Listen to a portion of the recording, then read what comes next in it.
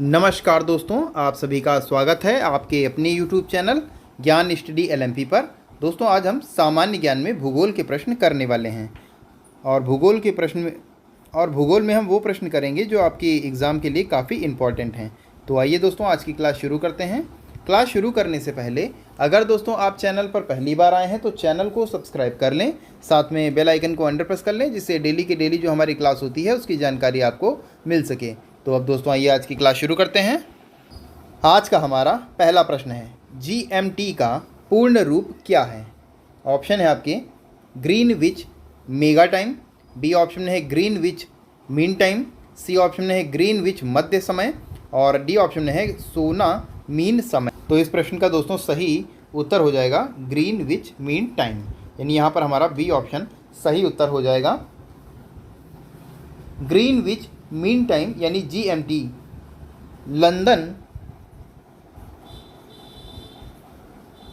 London में royal observatory में औसत सौर समय है, जिसे आधी रात को मापा जाता है। तो यहाँ पर बी ऑप्शन हमारा सही उत्तर हो जाएगा। आइए दोस्तों अगला प्रश्न देखते हैं। अगला दोस्तों हमारा प्रश्न है, भाखड़ा बांध परियोजना किस नदी पर स्थित है? सतलज, गंगा, रावी, व्यास। तो इस प्रश्न का दोस्तों सही उत्तर हो जाएगा सतलज, यानी यहाँ पर भी दोस्तों हमारा ए ऑप्शन सही उत्तर हो जाएगा, यानी ए ऑप्शन यहाँ पर सही उत्तर हो जाता है।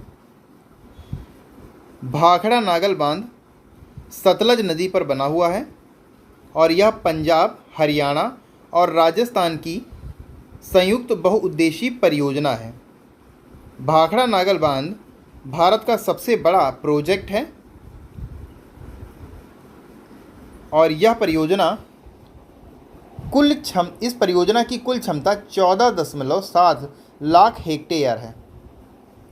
राजस्थान के 2.3 लाख हेक्टेयर हिस्से में श्री गंगानगर जिले में सीलिंग सुविधा और राज्य के दायरे श्री गंगानगर, चूरू और झुंझुनू में बिजली की सीमा में वृद्धि हुई है।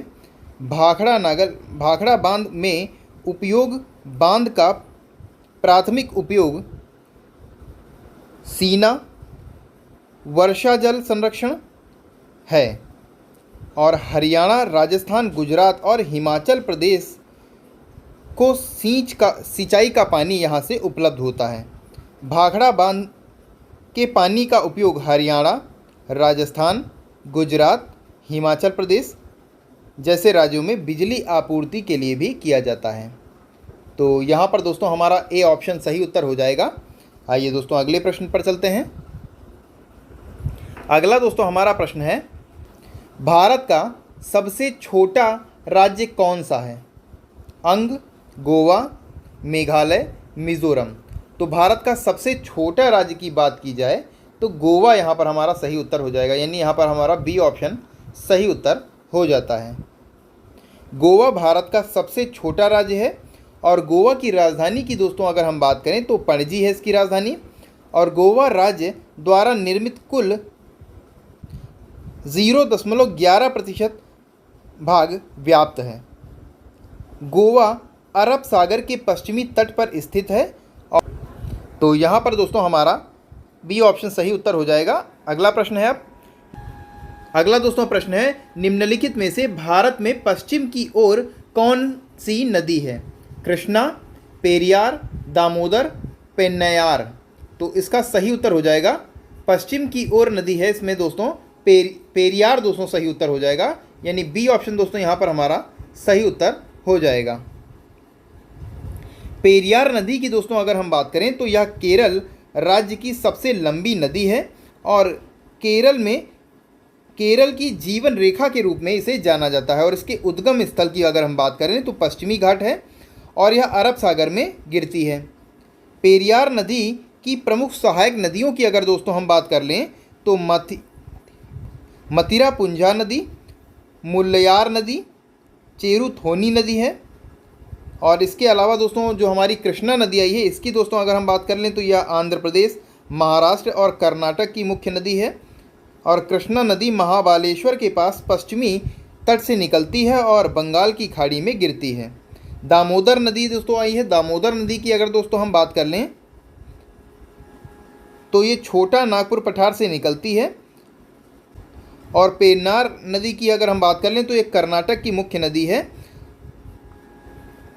और इसे दक्षिण में छोटी गंगा के नाम से जाना जाता है और ये बंगाल की खाड़ी में जाकर विलीन हो जाती है। तो यहाँ पर बी ऑप्शन सही हो जाएगा। अगला दोस्तों हमारा 5 नंबर का प्रश्न है, भारत की सिलिकॉन वैली कहाँ स्थित है? ऑप्शन है चाय साइनाई, बेंगलुरु, नोएडा, मोहाली। तो इसका दोस्तों सही उत्तर है बेंगलुरु।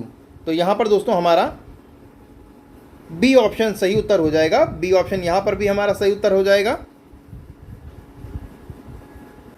देश की प्रमुख सूचना प्रौद्योगिकी यानी आईटी के क्षेत्र के समर्थकों में अपनी भूमिका के कारण बेंगलुरु को व्यापक रूप से भारत की सिलिकॉन वैली या भारत की आईटी राजधानी माना जाता है और भारत की प्रौद्योगिकी फर्मों का मुख्यालय शहर भी बेंगलुरु है।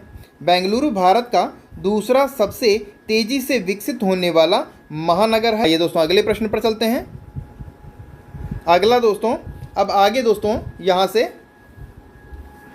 भारत के प्रमुख दर्रों के बारे में अब आपको हम यहाँ से बताने वाले हैं। भारत के प्रमुख दर्रे कहाँ पर अवस्थित हैं ये सभी जानकारी यहाँ से आपको हम देंगे। जैसे पहला हमारा मुख्य दर्रा है रोहतांग दर्रा।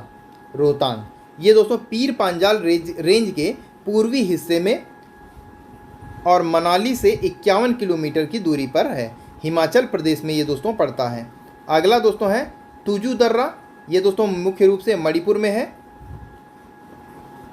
अगला दोस्तों है जोजिला दर्रा।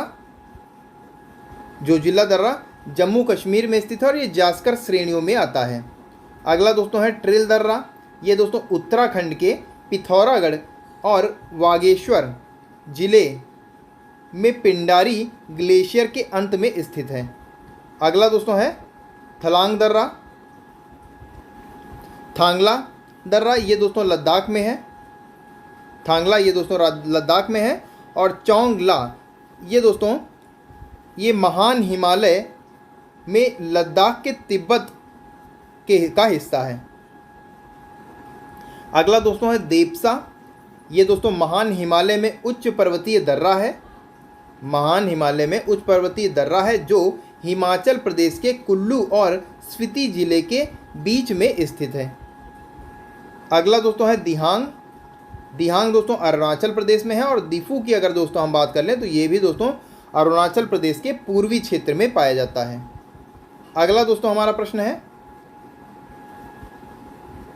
इमिस्ला दर्रा। तो ये दोस्तों भारत के संघ शासित प्रदेश जो लद्दाख क्षेत्र है और चीन के तिब्बत में ये स्थित है।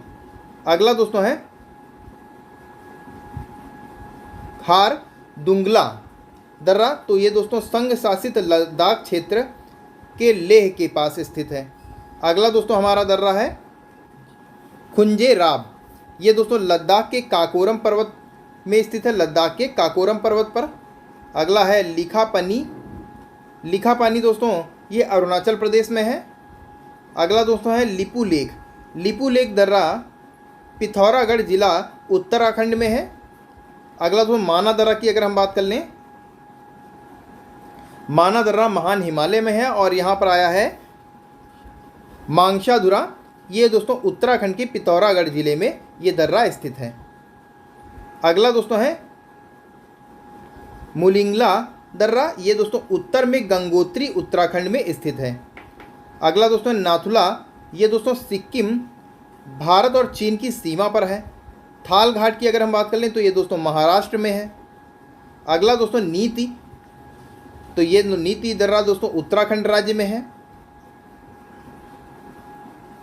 पंगसौरा दर्रा की अगर दोस्तों बात कर लें तो ये अरुणाचल प्रदेश में है। और पेंसिला दर्रा ये दोस्तों लद्दाख में है।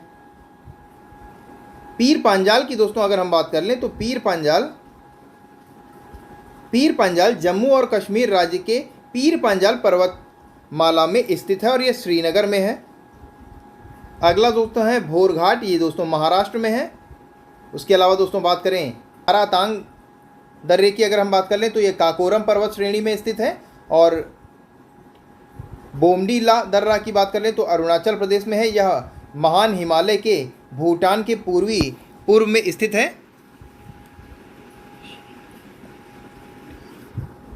शेनकोटाप गेप की अगर बात कर लें तो ये तिरुनेलवेली कट्टाबोमम तमिलनाडु में है। उसके बाद शिवकिला दर्रा की अगर हम बात कर लें तो ये दोस्तों हिमाचल प्रदेश में है। शिवकिला दर्रा हिमाचल प्रदेश में। इसके बाद दोस्तों आता है बनिहाल दर्रा। तो बनिहाल दर्रा या पीर पांजाल में NH-1A में अवस्थित है और यह राष्ट्रीय राजमार्ग 44 बनाया गया है इस दर्रे पर, और ये जम्मू कश्मीर में है। बुर्जिल दर्रे की दोस्तों अगर हम बात कर लें तो ये श्रीनगर से किशनगंगा घाटी को पाक अधिकृत कश्मीर में है। और अघिल दर्रे की अगर बात कर लें तो ये काकोरम में केटू के उत्तर में स्थित है। अघिल दर्रा लद्दाख क्षेत्र में स्थित है। अगला है बाड़ा लाचा। तो बाड़ा लाचा दर्रा हिमाचल प्रदेश में है। पाल घाट की दोस्तों अगर बात कर लें तो ये दक्षिण भारत के मध्य केरल राज्य में स्थित है। दक्षिण भारत के मध्य केरल राज्य में स्थित है। और वहीं पर शिवकिला अगर की बात कर लें तो शिवकिला हिमाचल प्रदेश में है। ये दोस्तों कुछ प्रमुख दर्रे थे जिनके यहाँ दोस्तों कुछ प्रमुख दर्रों के बारे में हमने आपको बताया, जो कहाँ पर स्थित हैं और किस प्रदेश में हैं और किस स्थान पर हैं, ये हमने आपको इस वीडियो में आपको बताया। अगली वीडियो में हम कुछ दर्रों के बारे में विस्तार से आपको बताएंगे। तो अगली क्लास देखने के लिए, अगली क्लास की जानकारी पाने के लिए चैनल को सब्सक्राइब कर लें और बेल आइकन को अंडर प्रेस कर लें, और साथ में बेल आइकन को अंडर प्रेस कर लें, जिससे डेली की डेली जो हमारी क्लास होती है उनकी जानकारी मिल जाएगी। तो कैसी लगी आज की क्लास आपको कमेंट करके बताना है। और अगर दोस्तों आपको आज की क्लास अच्छी लगी हो तो वीडियो को लाइक करें और ज़्यादा से ज़्यादा शेयर करें। और तो फिर दोस्तों यहीं पर आज की क्लास हम समाप्त करते हैं। चैनल को सब्सक्राइब करना ना भूलें, क्योंकि अगली क्लास हम दर्रों से संबंधित बनाएंगे और इसकी विस्तृत जानकारी हम आपको देंगे। तो इसी के साथ दोस्तों आज की क्लास हम यहीं पर समाप्त करते हैं। मिलते हैं दोस्तों अगली क्लास में। तब तक के लिए नमस्कार, जय हिंद, जय भारत।